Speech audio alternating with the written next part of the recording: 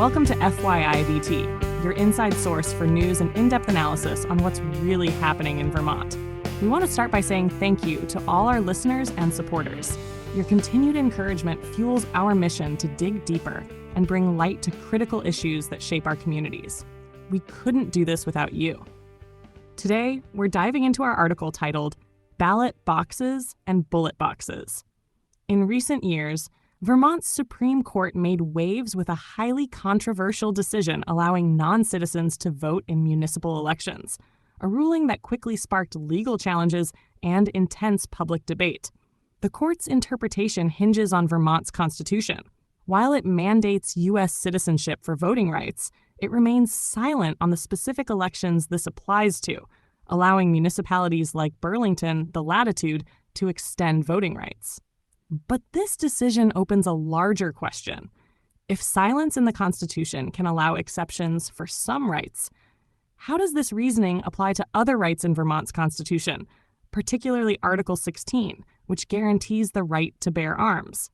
Article 16 in Vermont's Constitution states that the people have a right to bear arms for the defense of themselves and the state. Unlike in many states, Vermont's language here is explicit and unrestricted.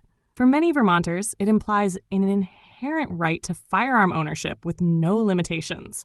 Despite this, the state has imposed various restrictions, including age limits, prohibitions on certain firearms, bans on high-capacity magazines, restrictions on ghost guns, waiting periods, and more. These measures directly contrast with the Constitution's broad language. So why does the court's ruling matter?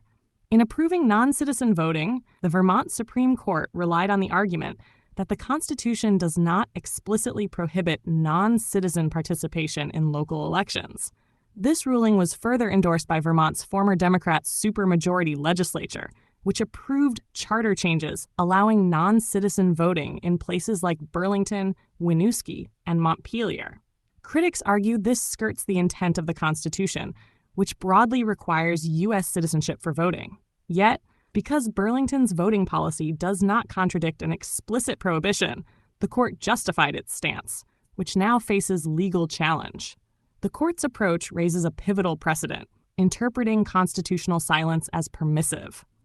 If that holds for non-citizen voting, then the language in Article 16, explicitly supporting the right to bear arms, should logically prevent restrictions on firearms across the state. Vermont's current restrictions, including limitations based on age, firearm type, and location, could, by the same logic, be seen as inconsistent with Article 16's guarantee. In effect, the court's selective reasoning invites a larger debate. If silence can be interpreted to expand rights, then clear language should equally defend them. But by expanding certain rights and restricting others, Vermont's Supreme Court risks undermining the Constitution's authority, turning it into a shopping list, open to selective interpretation rather than a consistent, principled standard. Such a precedent dilutes the Constitution's role as a fair and cohesive document intended to safeguard all citizens' rights impartially. Following the court's logic, Article 16's language should prevent the state from imposing any restrictions on firearm ownership for Vermonters.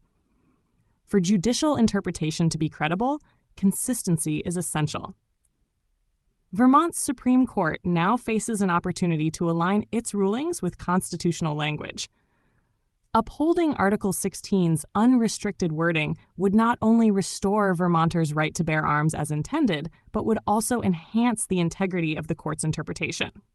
In conclusion, Vermont's Supreme Court has set the stage to challenge restrictive gun laws by interpreting constitutional silence as permissive for local voting. The same logic could be applied to strengthen the right to bear arms, ensuring Vermont's constitutional protections are coherent and consistent across all rights. Perhaps the best approach would be to stop treating the Constitution as a malleable magic 8-ball or Ouija board, and instead follow the plain language as written. Thank you for listening to this episode of FYIVT. To read the full article and explore more on what's happening in Vermont and how the state works, visit us at FYIVT.com. We appreciate your support and look forward to continuing to bring you important perspectives on Vermont's most pressing issues. Until next time.